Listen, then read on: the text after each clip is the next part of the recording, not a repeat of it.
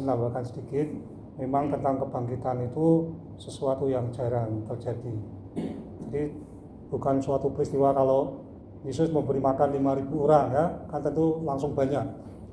Tetapi ingat, di dalam perjanjian lama itu sudah terjadi kebangkitan.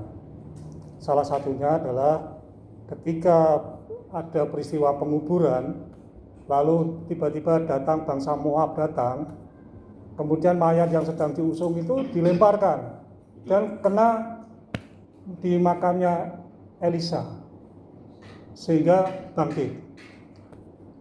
Kemudian di Yehezkiel, jadi ketika tulang-tulang berserakan ya toh, Tuhan berfirman kepada Yehezkiel, sampaikan supaya tulang-tulang itu hidup dan hidup.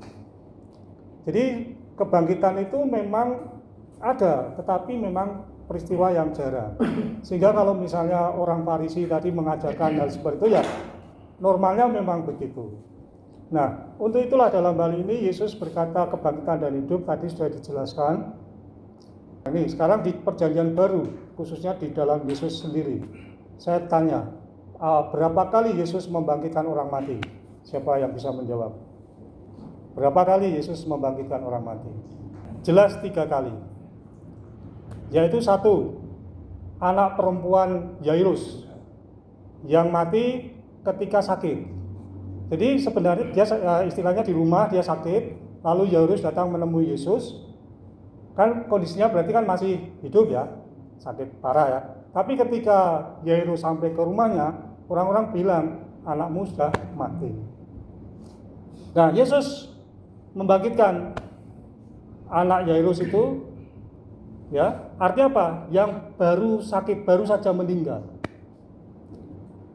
Kemudian yang kedua, ketika anak muda di Nain yang sedang diusung, yang sudah mati sedang diusung akan dibawa ke kuburan, bertemu dengan rombongan Yesus lalu dibangkitkan. Saya ulangi, yang pertama tadi baru saja meninggal, yang kedua adalah sedang diusung untuk dikubur, dan yang ketiga Lazarus sudah mati 4 hari. Nah, nanti 4 hari itu juga suatu bukan angka yang atau hari yang sembarangan, itu penting itu. Intinya Lazarus sudah dikubur selama 4 hari. Dan pada hari keempat itulah Yesus datang dan membangkitkan Lazarus. Kenapa pada hari keempat?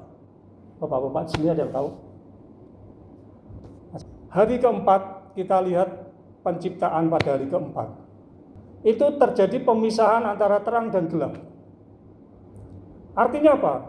Bahwa pada hari keempat itu masih bisa terjadi kebangkitan. Setelah itu tidak ada, tidak bisa.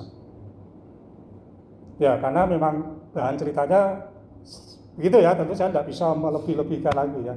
Ya, saya juga dalam hal ini pengetahuan ya sampai di situ. Nah, jadi kesimpulannya, kebangkitan itu adalah peristiwa yang jarang, yang langka.